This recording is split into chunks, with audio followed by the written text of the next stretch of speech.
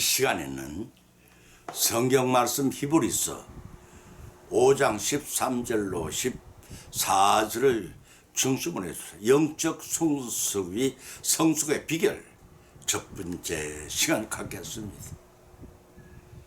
가난아기가 성장하는 과정을 살펴보면 태어나서 걷기까지 단계가 여러 개 있음을 알 수가 있습니다. 첫 단계는 아무도 가르치지 않은데 출생하면서 울음을 터뜨리고 어머니의 가슴을 찾아 젖꼭지를 빱니다. 두 번째 단계는 젖을 빨며 어머니 얼굴을 익히고 동시에 채취를 맡아 익히는 일을 합니다. 세 번째는 옹알이를 하며 눈을 맞추고 웃을 줄을 합니다. 네 번째는 몸을 뒤틀어 배를 바닥에 깔고 눕기도 하고 발차기를 하고 낮은 포복을 하다가 무엇이든지 붙들기만은 붙잡고 일어납니다. 다섯 번째는 배가 고프거나 몸이 안 좋거나 이물질을 배설해서 치워달라고 우는 것을 신호로 어머니께 알립니다. 이것들을 가리켜 선험이라고 합니다. 본성적으로 우리 어머니들은 많은 자리 친자리 가리지 않고 정성을 다해 아이를 기릅니다. 그렇게 자라나다가 성년이 되고 시집 장가를 가게 되면 스스로 모든 문제를 해결해 나갈 때쯤 되면 어머니 정성을 대해 기른 은공을 잊어가기 시작을 합니다.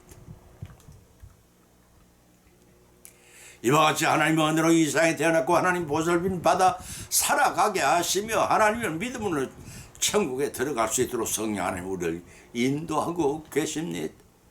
이사야서 49장 15절에서 말씀하시기를 여인이 어찌 그 젖 먹는 자식을 잊겠으며 자기 태어난 아들을 긍휼히 여기지 않겠느냐.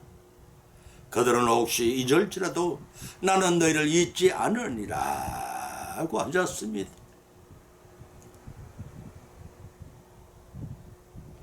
이는 마치 가난한 자의 곁을 잠시나 떠나지 아니하고 보살펴 주던 하나님께서도 물가에 놓인 아이처럼 항상 성도 곁을 떠나지 않고 눈독자처럼 보호해 주십니다. 그러한 한결같은 사랑은 담이 없는 은혜를 받고도 어머니의 은혜와 공로를 잊어가는 자식들이 넘쳐납니다.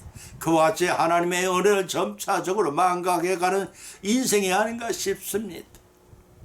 자연의 이치도 봄에 뿌린 씨앗이 여름에 자라나고 가을에 풍성한 결실을 하게 됩니다. 인생이라고 다를 리가 없습니다. 출생하며 성장 과정을 따라 장생해 가기가 마련입니다. 엉금엉금 기어다니는 젖먹이 시절이 있고 열정적으로 성취욕에 불타서 왕성하게 일하는 청년실이 있고 먼저 깊은 생각을 정한 뒤에 돌다리 두들기라도 하듯이 신중하게 실천한 장년기가 있고 세상일의 흥미와 의욕을 잃고 흐르는 세월에 몸을 맡기고 쇠퇴해가는 황혼의 단계가 있습니다. 하나님은 첫째 세상에 태어난 성도들 하나님 자라나게 하십니다. 둘째는 예수 그리스도를 본받아 연합하게 하여 살게 하십니다. 세 번째는 연단을 통해 하늘 백성을 성숙하게 만들어 가십니다. 이런 말씀 본으로 삼고 상고하는 가운데 피차에 풍성한 은혜 받는 귀한 시간이 되시기를 예수님의 이름으로 간절히 축원드립니다. 첫 번째 하나님이 자라나게 하십니다. 고린도전서 3장 6절로 7절을 찾아보면 나는 심었고 아볼로는 물을 주었으되 오직 하나님은 자라나게 하셨나니 그런즉 심은 자라 물을 주는 이가 아무것도 아니로되 오직 하나님께 자라나게 하셨나니 그런즉 심느니라 물 주는 이나 아무것도 아니로되 오직 자라게 하시는 이는 하나님뿐이라 하고 밝히고 있습니다. 본문의 핵심 말씀은 사도 바울이 주체가 된 복음을 고린도 교인들에게 전했지만 단지 예수님의 종으로서 사역을 담당했다는 것입니다. 본문 6절에서 나는 심었고 아울은 물을 주었으되 라는 의미는 이러합니다. 사도행전 18장 1절로 8절에 의하면 바울이 고린도 지역에 최초로 복음을 전하고 교회를 설립하고 역할을 감당했고 그 후 아볼로는 고린도 교회를 지도하며 그 교회가 성장할 수 있는 발판을 조성하였습니다. 원래 아볼로는 침략자라는 뜻을 가진 이름입니다. 그는 애굽의 항구 알렉산드리아에서 출생한 유대인으로서 학문과 말재주가 뛰어났고 성경에 숙달했습니다. 세례 요한이 물세례를 받고 에베소에 와서 열심히 설교하는 중에 이 광경을 목격한 아굴라와 브루스길라 부부가 자기 집 초청하여 예수님의 진리를 밝혀 가르쳤 사람이라고 사도행전 18장 26절에 밝히고 있습니다. 더 많은 자세한 기록은 성경에 찾아올 수가 없고 디도서 3장 3절에 의하면 부유한 사람만 알 수 있을 뿐입니다. 이러한 출생 성분의 아굴라와 브루스길라의 예수님에 대한 복음을 깨닫고 뛰어난 와슬로 고린도 교회에 설교를 하며 복음을 전거했습니다. 본절에 나는 심었고라고 표현된 바울이 고린도 지역의 교회를 설립한 이후에 고린도 교회에 아볼로는 물을 주듯 가르침을 통해 고린도 교회가 성장할 수 있는 확률을 조성해 나갔습니다. 그런 두 사람의 사역을 통해 하나님께서는 고린도 교회가 자라나게 하셨나니라고 기록하고 있습니다. 이 말씀의 뜻은 나무를 심고 그 나무에 물을 주는 행위는 외적인 행위입니다. 그러나 자신의 피조계를 설립하시고 지금도 피조물을 관리하신 하나님께서 사도행전 17장 24절에 28절 말씀이 허락지 아니하시면 그런 외적인 행위만을 결과를 얻지 못한다고 사도행전 18장 24절로 19장 1절에 밝히 기록해 주고 있습니다. 하물며 영적인 일에서 이겠습니까? 이처럼 신자가 되게 하고 성도로 자라게 하시는 이는 오직 하나님이 한 분 외에는 안 계십니다. 때문에 하나님만이 영광과 존귀를 받으실 뿐이요 바울과 아볼로는 하나님께 쓰임받는 종으로서 하나님께 맡긴 일을 했을 뿐입니다. 따라서 궁극적으로 심는 일이나 물을 주는 일도 모두 하나님께 하라 하신 것을 알 수 있습니다. 여기가 중요한 사실은 바울은 심었고 아볼로는 물을 주었다는 본문의 문장이 미완료 과거형이라는 사실입니다. 이는 바울과 아볼로의 심고 물을 주는 행위는 이전으로 끝났고 하나님의 사역은 아직도 계속되어 있음을 나타냅니다. 그래서 본문 7절에서 그런 적 심는 이나 물 주는 이는 아무것도 아니로되 자라게 하시는 이는 하나님뿐이라고 기록하고 있는 것입니다. 이 말씀이 뜻은 하나님이 종으로 복음을 전하는 바울의 심는 행위나 신자를 양육하는 아볼로의 물을 주는 행위는 마치 농부가 씨앗을 뿌리고 결실을 거두기 위해 열심히 일하는 것과 같다 하겠습니다. 그렇지만 하늘이 필요한 비를 내리고 적당량의 햇빛을 비춰서 성숙하게 하지 않으면 열매를 맺고 익을 수가 없고 수확물을 거두지 못하는 이치와 같다가 하겠습니다. 로마서 11장 36절에 기록하기를 모든 것이 그에게서 나오고 그로 말미암아 그에게로 돌아간다라고 하였습니다. 따라서 성도들에게 장차 천국에서 영생을 거두게 하시기 위해 심고 물을 주게 하고 자라게 하시는 이는 오직 하나님이 하면 뿐이라는 사실을 깨달아 나야 자라납니다. 자라나지 않는 나무는 가차없이 뽑혀 모아다가 마지막 때에 불태워질 뿐입니다. 하나님의 은혜가 임할 때 감사히 받음으로써 이건 열매로 자라나게 하신 하나님께 찬미와 영광을 돌리는 우리 모두가 되시기를 예수님의 이름으로 축원을 드립니다. 두 번째는 그리스도와 본받고 연합하게 살게 하십니다. 에베소 4장 13절과 15절 16절을 쳐다보면 오직 사랑 안에서 참된 것을 하며 범사에 그에게까지 자랄지라. 그는 머리니 곧 그리스도라. 그에게서 온몸이 마디를 통하여 도움을 입음으로 연락하고 상합하여 각 지체의 분량대로 역사하사 그 몸을 자라게 하며 사랑 안에 스스로 세우느니라. 고린도서 2장 19절 같은 말이 기록되어 있으면 참조하시기 바랍니다. 예수 그리스도를 믿는 성도들은 오늘을 자랑하지 않고 내일을 자랑하지도 않습니다. 예수 그리스도를 믿는 사람들은 하나님이 창조 섭리 속에서 내일을 감사하게 준비합니다. 성도가 하나님의 몸된 교회의 일원으로서 영적으로 어떻게 성소에 가는가에 대해 본문은 우리에게 교훈하고 있습니다. 그러므로 교회는 교회당 곧 성전 건물을 가리킨 말이 아닙니다. 교회는 성도들의 몸을 지칭합니다. 성경은 교회를 그리스도를 머리로 하여 모든 성도가 몸낸 교회의 지체로 연합된 공동체 유기체임을 잘 묘사해 주고 있습니다. 한 분 하나님이 삼위일체 성령 안에서 자기의 성을 유지하면서도 서로 연합하고 교회를 나누며 믿음 생활을 하는 걸 의미합니다. 성경에서는 교회에 관한 6가지를 묘사하고 있는데 쳐다보면 첫째는 에베소서 1장 21을 통해 주는 교회의 머리가 되시다고 하였습니다. 두 번째는 고린도서 12장 22절에 성도는 교회의 각각의 지체들이라고 했습니다. 세 번째는 에베소서 1장 10절에 각 지체는 머리 되시는 주님께 순종해야 한다는 것입니다. 네 번째는 에베소서 4장 16절에 각 지체는 상호 연합하여야 한다고 했습니다. 다섯 번째는 고린도전서 12장 4절 26절에 각 지체가 자기 역할을 감당해야 한다는 것입니다. 여섯 번째는 에베소 4장 3절에서 각 지체는 성령 안에서 하나입니다 라고 밝히 기록하고 있습니다. 본문의 교회가 하나로 일치되어야 할 이유를 자세히 제시하고 있습니다. 교회는 성도가 각자의 주어진 은사의 분량에 따라 주신 다양한 직분이 주어졌습니다.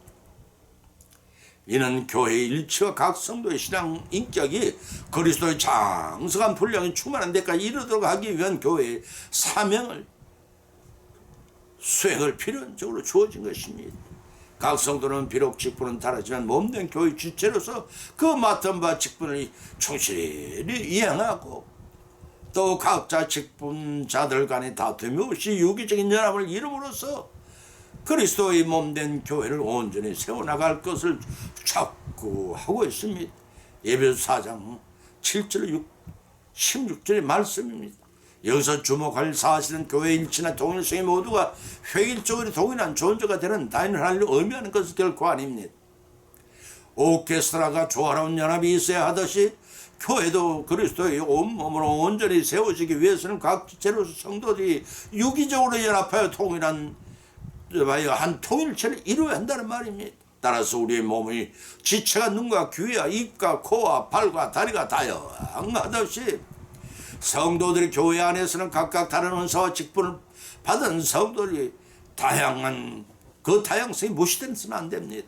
오히려 몸이 다른 다양한 지체들의 조화로운 연합으로 성장하듯이 교회 안의 성도들의 다양성은 교회를 온전히 서게 하고 굳건케 합니다. 따라서 성도들은 성도 각자의 당선을 인정하며 교회 안에서 그들이 받은 직분의 높고 낮음이 없음을 알아 서로 반목과 진실을 피해야 합니다. 서로 인격을 존중해야 합니다. 온전히 주님의 몸된 교회를 세워나가기 힘써야 할 것입니다. 골로소서 2장 19절 말씀, 베드로전서 4장 7절로 11절 말씀이 이것이 곧 머리 된 예수님 몸된 교회가 상호 연합하여 신앙 공동체의 생활을 통해 주님을 닮고 따르고 부모하는 삶이요 천성의 생활을 성취해 나가는 유일한 길이 됩니다. 이 같은 영생의 복을 주시기 위해 그리스도께서 십자가를 지셨고 그 복을 받고 누리라고 본문을 통해 그리스도를 본받고 연합하여 살게 하신 하나님의 뜻이 여기서 명심하시고 순복해 나가시기를 주님의 이름으로 기원을 드립니다. 세 번째는 연단을 통해 성숙하게 만드신다고 했습니다. 히브리서 5장 14절을 찾아보면 대저젖을 먹는 자마다 어린아이니 말씀을 경험하지 못한 자요 단단한 식물은 장성한 자 이것이니 저희는 지각을 사용함으로 연단을 받아 선악을 분별한 자들이라고 하였습니다. 본문의 말씀은 다섯 번째 등장하는 경고 중에 세 번째 해당하는 경고로서 이 내용은 다시 네 가지로 나누어져 있음을 찾아볼 수가 있습니다. 첫째는 본문 5장 1절 14절의 미성숙함에 대한 책망입니다. 두 번째는 6절 본문 6절 1절 3절에서 성숙된 신앙 생활하는 권면입니다. 세 번째는 본문 6장 4절 8절에서 배교의 무슨 결과에 대한 경고입니다. 네 번째 인내로 소망을 굳게 잡으라는 격려가 그것입니다. 바로 이러한 내용 중에 본문은 첫째에 해당하는 내용이 핵심이라고 하겠습니다. 그 핵심 내용이란 신자들이 오랜 신앙생활을 했음에도 불구하고 영적으로 장성하지 못하고 어린아이 신앙의 단계를 벗어나지 못하고 머물러 있어서 그 신앙적 미성숙함을 간접적으로 책망하고 있다고 하겠습니다. 아이들은 부모의 양육으로 장성한 어른이 되면 부모의 도움이 없이 성인이 먹는 음식을 먹고 어려운 일을 해결하는 능력을 습득하게 됩니다. 이와 마찬가지로 중성한 영혼도 처음에는 미숙한 가운데 있을 수밖에 없으나 장성한 신앙인의 가르침과 인도함을 통해 나날이 성숙해져 갑니다. 스스로 충만한 영적 생활을 하고 마침내는 남을 인도하고 가르치는 위치에까지 이르러야 합니다. 에베소 4장 14절의 말씀입니다. 만일 그렇지 않다면 그것은 기형적 성장이라 불리게 됩니다. 그런 믿음의 소유자는 영적인 부모 되시는 하나님께 큰 힘을 끼치게 되는 동시에 에베소 4장 30절 말씀입니다. 그가 몸담고 있는 교회의 공동체에 누를 끼치게 됩니다. 따라서 성도가 된 자는 자신을 위해뿐 아니라 영적 부모 되신 하나님께 믿음으로 주 안에서 형제된 다른 성도들을 기쁘게 하기 위해서는 영적인 진보를 가지도록 믿음을 성장시켜 나간 일에 노력을 경주해야 합니다. 그 노력을 성취하기 위한 기본적인 일은 매일 하나님의 말씀 성경을 묵상한 일이라고 했습니다. 여호수아서 1장 8절과 시편 119편 15절에 왔습니다. 왜냐하면 말씀은 영의 양식이기 때문이라고 요한복음 34장 요한복음 6장 27절에서 예수님 말씀하시면 계십니다. 말씀을 영의 양식으로 먹지 않고는 영적 영양 공급이 불가능합니다. 두 번째는 디도서 2장과 야고보서 3장 17절 18절에 있는 성경 말씀에 따라 매일 선하고 어려운 일을 삶 속에서 실천하는 일이라고 했습니다. 말씀에 따라 행하는 선행은 육신의 성장을 촉진시키는 것과 같아서 우리의 영의 균형을 잡아주고 영적으로 건강하게 하며 장성하도록 해줍니다. 본문 14절 중반절에 장성한 자 헬라어 텔리의 이오스란 말은 성인 곧 어른 의미입니다. 이는 지혜, 도덕, 육체가 완전히 성숙된 사람을 지칭한다고 고린도서 2장 6절과 3장 1절 13장 11절과 에베소 4장 4절 빌립보서 3장 15절에 밝혀주고 있습니다. 그러나 영적으로는 절대적 완전한 존재는 없습니다. 본절에서 말하는 절대적인 완성이 된 어른이 어린 아이와 비교할 때 상대적으로 완전한 존재를 표현한다는 말입니다. 온 우주에서는 절대 완전한 존재는 하나님 한 분 외에는 아니 계십니다. 마태복음 5장 48절 예수님 말씀입니다. 따라서 본절에서 절대적 완전자라 지각을 사용하므로 연단을 받아 선악을 분별하는 자를 가리킵니다. 본절에서 분별한 자 헬라어 원문 아이스테테리온이라는 뜻은 본래 감각기관을 의미하는데 여기서는 영적 변별력이라는 뜻입니다. 또 연단받다라는 말은 계속해서 하나님 명령을 묵상하고 연구하며 하나님의 영적 교제를 나누는 중에 성령께서 깨닫게 해주 영적 분별력을 지킨다는 것이라 고린도전서 2장 10절 15절에 밝혀 있습니다. 이런 의미를 알고 선악이란 단순히 도덕과 윤리적인 의미에서의 선악이 아니라 영적인 의미에서의 선악 곧 하나님의 진리의 말씀을 위하여 따르고 옳고 그를 논할 수 있는 천 차원의 것을 말합니다. 단단한 음식을 먹는 것과 같은 성도는 이를 능히 분별할 줄 압니다. 그렇지만 어린아이와 같은 성도는 분별할 수가 없습니다. 영적 분별을 지니지 못했기 때문입니다. 성도들이 장중에 사로잡혀 그리스도의 장성한 분량에 이르기를 힘쓰는 야하는 까닭이 여기 있음을 에베소 4장 13절에 밝혀 있습니다. 파도가 할 일 없이 출렁거리는 것이 아닙니다. 바닷속에 부족한 산소를 필요한 생물들에게 공급하기 위하여 열심히 출렁거리는 것입니다. 그와 같이 우리가 연단을 받는 것은 성숙된 성도를 만드시기에 한 훌륭한 과정을 아셔야 합니다. 우리를 이 땅에 단단한 식물을 먹을 수 있는 장성한 자로 훈련시키는 신의 목적은 천국 배수로 만드시는 하나님의 은혜임을 알고 감사와 참여와 영광을 돌리는 우리 모두가 되시기를 예수님의 이름으로 단절히 축원드립니다. 결을 맺습니다. 오늘의 본 말씀은 상고하는 가운데 각자 믿음대로 은혜를 받았고 또한 세 가지 교훈을 받은 줄 압니다. 첫째는 영적 성숙의 비결은 하나님이 자라게 하신다는 것입니다. 두 번째는 영적 성숙의 비결은 그리스도를 본받고 연합하여 살게 하신다는 것입니다. 세 번째는 영적 성숙의 비결은 연단을 통해 성숙하게 하신다는 것입니다. 이러한 교훈을 받은 것으로 거치지 마시고 우리의 삶의 현장에서 실천하고 풍성히 결실함으로써 잘 이거저 천국 국간에 들어가는 알고 있다는 축복임을 알고 그 말씀을 순종으로 받아 천국에서 영생을 누리는 저와 여러분이 되시기를 예수님의 이름으로 간절히 축원을 드립니다. 찬송가 360장을 올리겠습니다.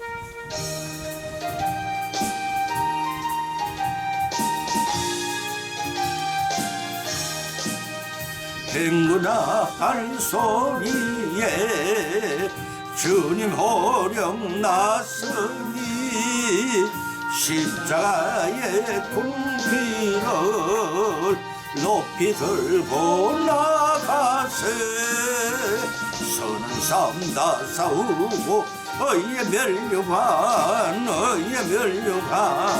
받아서리라. 선한 삶 다 싸우고 의의 멸류관 예루살렘 성에서 멸류관 아들이 저 요단 강 건너 우리 삶 마치는 날 의의 멸류관 예루살렘 성에서 악한 마